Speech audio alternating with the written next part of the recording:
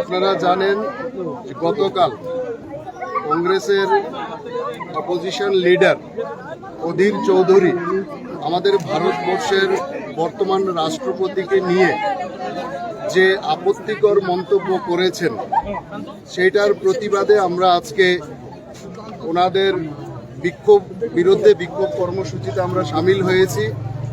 উনি আমাদের রাষ্ট্রপতিকে অকথ্য ভাষায় রাষ্ট্রপত্নী বলে আমাদের দেশের রাষ্ট্রপতিকে অপমান করেছেন। এটা শুধু রাষ্ট্রপতির অপমান নয়, আপামর দেশের সমস্ত জনসাধারণের অপমান। দেশের সাংবিধানিক প্রতিষ্ঠানকে উনি অপমানিত করেছেন, যিনি সাংবিধানিক উচ্চ পদে আসীন। সুতরাং দেশের সংবিধানের অপমান, এটা আমাদের দেশের জনজাতিদের অপমান, আমাদের দেশের মহিলাদের অপমান। সর্বোপরি কংগ্রেসের আমাদের এই যে দেশ বিরোধী যে বরাবর দেশকে অপমান করার, দেশের সংবিধানকে অপমান করার এবং দেশের সমস্ত প্রতিষ্ঠানকে অপমান করার, এটা ওদের বংশ পরম্পরাগত যে একটা ন্যাক্কারজনক তাদের সবসময় একটা পদক্ষেপ ছিল, যে যাদের উপর দেশের সংবিধানের উপর আস্থা না রাখা।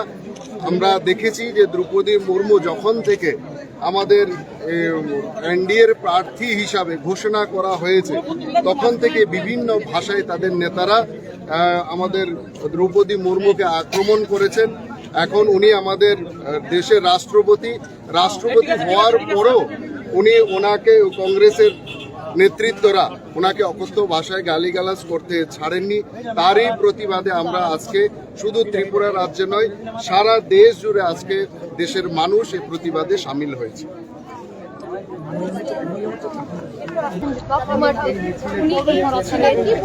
আমরা কথা বলার চেষ্টা করব। অত্যন্ত দুর্ভাগ্যজনক, ভারত মাতৃতান্ত্রিক দেশ, ভারত মাতাকে আমরা পূজন করি।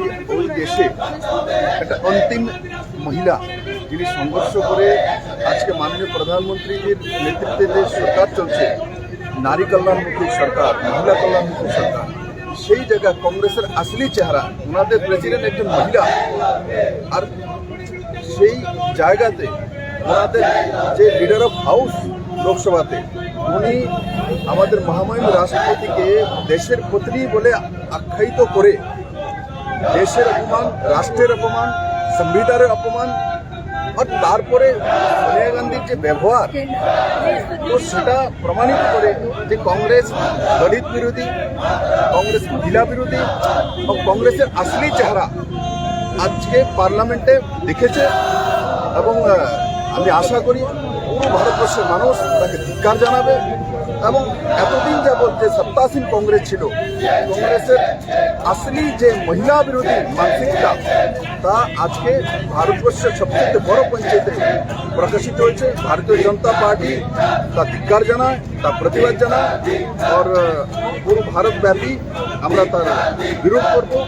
এবং শুধু মাপ চাওয়া নয়, অধীর চৌধুরীকে কংগ্রেসের উচিত যে তাকে বরখাস্ত করা।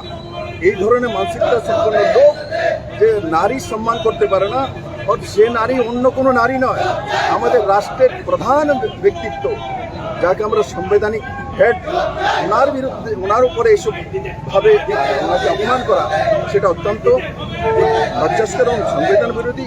আমি আবারও বলবো যে শুধু সেই বিষয়ে উনি মাফি চেয়ে নিচ্ছেন সেটা কোনো ব্যবস্থা নয়, ওনাকে তার এমপি পদ থেকে পদত্যাগ করা উচিত এবং কংগ্রেস থেকে তাকে বহিষ্কার করা উচিত।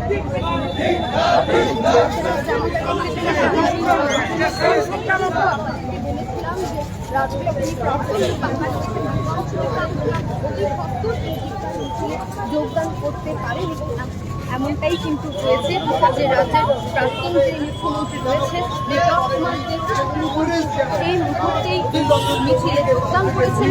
ওনার কি বক্তব্য আপনাদের সামনে তুলে ধরবেন।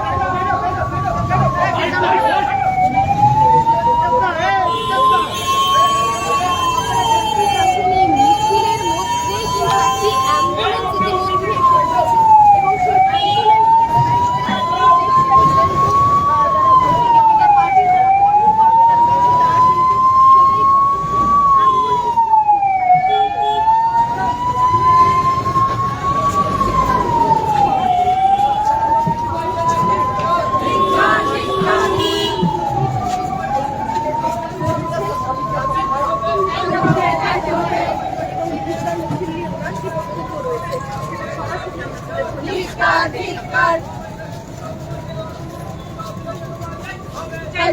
চাইতে হবে চলবে চলবে